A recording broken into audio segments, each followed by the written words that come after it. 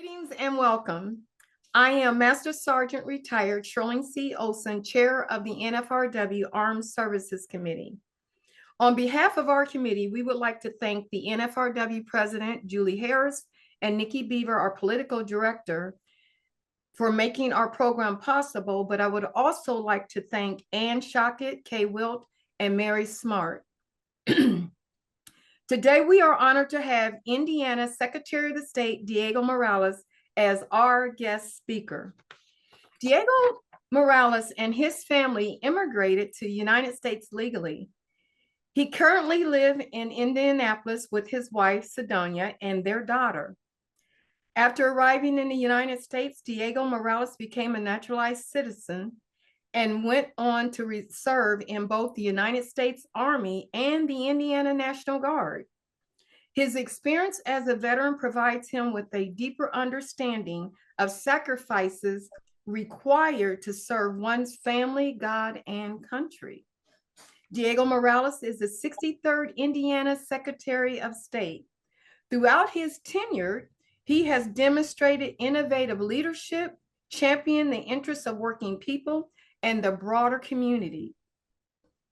He is known for his passion. Diego makes a point of listening to and greeting everyone he encounters, reflecting his commitment to serving all constituents. As Indiana Secretary of State, Diego Morales is committed to enduring the integrity of the voting process and promoting honest elections.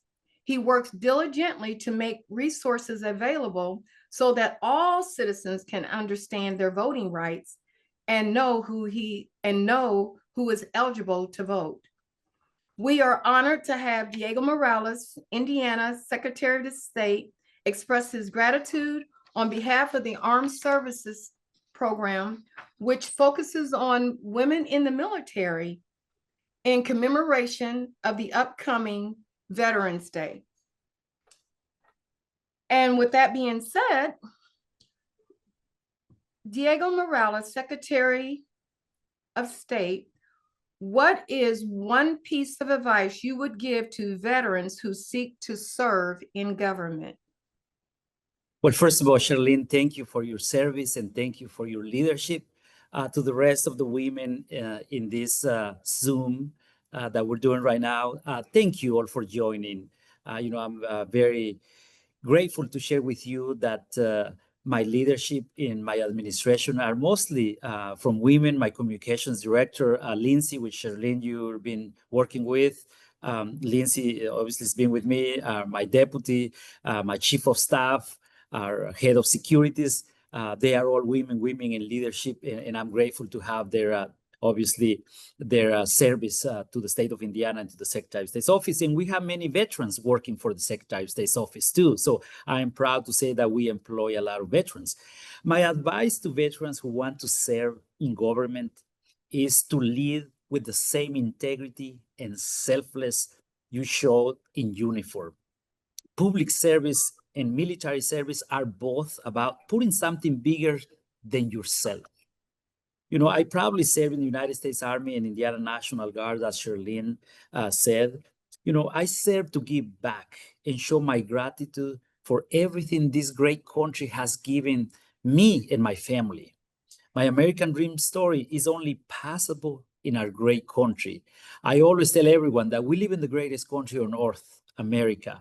And I know we have in the audience here from many, many states across our country, but Charlene and we gotta brag about Indiana. And I always say that, Indiana is the best state in the union. I say that respectfully, but, you gotta brag about your state as well. But, veterans bring discipline, accountability, attention of detail. In fact, I learned two things serving in the military: discipline and attention of detail, and I use them every single day of my life. While serving now as Secretary of State of Indiana, I use discipline and attention of detail. To give you an example, I actually arrive on Mondays, and most days when I'm in the State House, at 5 a.m. 5 a.m. in the State House, and we're the only office that opens both doors of the Secretary of State's office in our State House at 7 a.m. every single morning. So that's because the discipline that I learned serving in the military. So I'm proud to say that. So I want you to know that, if you want to serve in government, you can do this. And we need you actually to step up and serve. We need your talents, we need your discipline, we need your attention to detail in government. Know that one of your passions is voters' integrity. What would be the one message our veterans should have to support this cause? The right to vote is sacred. It's what so many men and women in the military have fought to protect. Charlene, this is a very, very important question, and I'm glad you asked me. I'm proud to say that as Indiana Secretary of State, I have worked hard to pass legislation to strengthen our voter ID laws. I firmly believe that only US citizens should be voting in our elections, period. Those are common sense laws. For me, protecting voting integrity is personal. When I served in the military, I had a green card in my wallet. I was willing to lay my life on the line for the American people if needed. That's the love and passion that I have for our great country. Now, if you were born and raised here in America, you are truly blessed. I always tell everyone, do not take for granted the title of being an American. You are so blessed. It took me years to become a naturalized US citizen, and that was one of the best days of my life when I became a naturalized citizen. We honor our fellow service members by ensuring every legitimate vote is counted and every illegal vote is prevented. When I served in the military, I served with many others like me with a green card, and many of them, when they became naturalized citizens, I shared their feeling. They were so happy, just like me, when we became naturalized citizens. And, we were doing that even before serving in the military. I'd like to ask, how important is it for all veterans to support our commander-in-chief? I know you talked about the support to the overall organization and giving back our selfless service, but how important it is now more than any in this day and time for veterans to start coming out and supporting our commander-in-chief? Well, personally, I will always be proud to talk about my support to our commander-in-chief. Of course, President Trump is our commander-in-chief, and I am proud to share with you and everyone that I am a big supporter of our commander-in-chief, of President Trump. President Trump is doing a great job. He is leading. He is putting America first. I cannot tell you, I'm so glad that we have President Trump as our commander-in-chief currently, because in short of such time, he has done so many things, not only for our veterans. When he travels all over the world, he takes the time to visit our veterans. And that's something that I really, really respect. I am proud to call President Trump I still call him my commander-in-chief. Of course, I work with the tag here with our Indiana National Guard, and I obviously, for Guard members, the tag is our commander-in-chief, but nationally, obviously the president is our commander-in-chief, and I cannot be so proud to support our current president. Thank you for that. So it is important for us as veterans to understand, but we also need to be that message in our community, not to get into any combativeness, but just to express how important it is to follow the leadership that is for the people. And last but not least, I know you did say a lot already, Secretary of State Diego Morales, but what message would you like to give our women in the military? Thank you, Charlene. Today, I want to focus on a group whose courage and contributions have sometimes gone unrecognized in history books. The women who have served and who continue to serve in our nation's military. From the first woman who stepped forward to serve in times of war, to those leading on the front lines today. These heroes have changed the face of our military. Each woman in uniform carries the unwavering commitment to service and sacrifice that defines our American spirit. Their courage has strengthened our military and inspired future generations. My role as Indiana Secretary of State, I do my very best to pave the way for future generations. And each woman who has worn the uniform is doing that too. When a young girl sees a woman in uniform, she sees what's possible. She sees courage. And she sees someone who reminds her that she too can answer the call to serve. Not only in the military, but also in public service or wherever her path leads. Today, as we celebrate Veterans Day, we want to say to all women who have served and to the families who have stood beside them, thank you, thank you, thank you.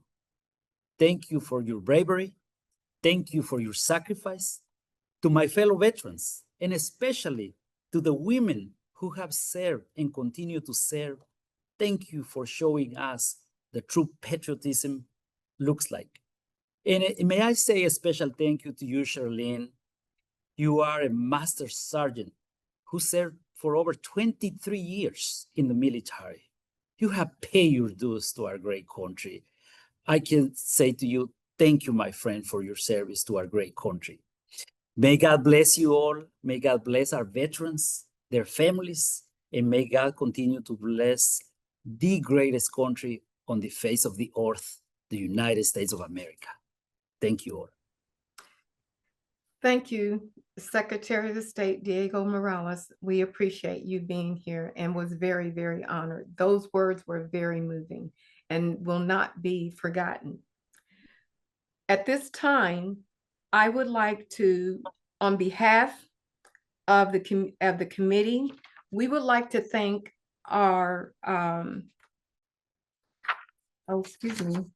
behalf of NFRW and its Armed Services Committee, we salute you and invite you, the veterans, the retired, the active duty, and all 9 branches of your service. We would like you to enjoy this presentation in your honor.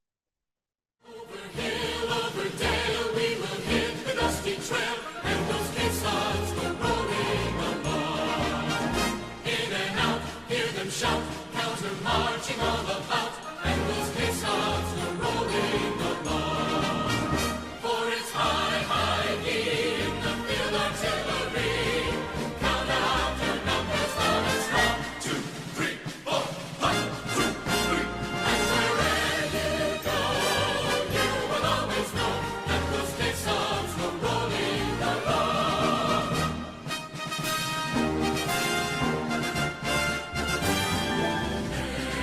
Members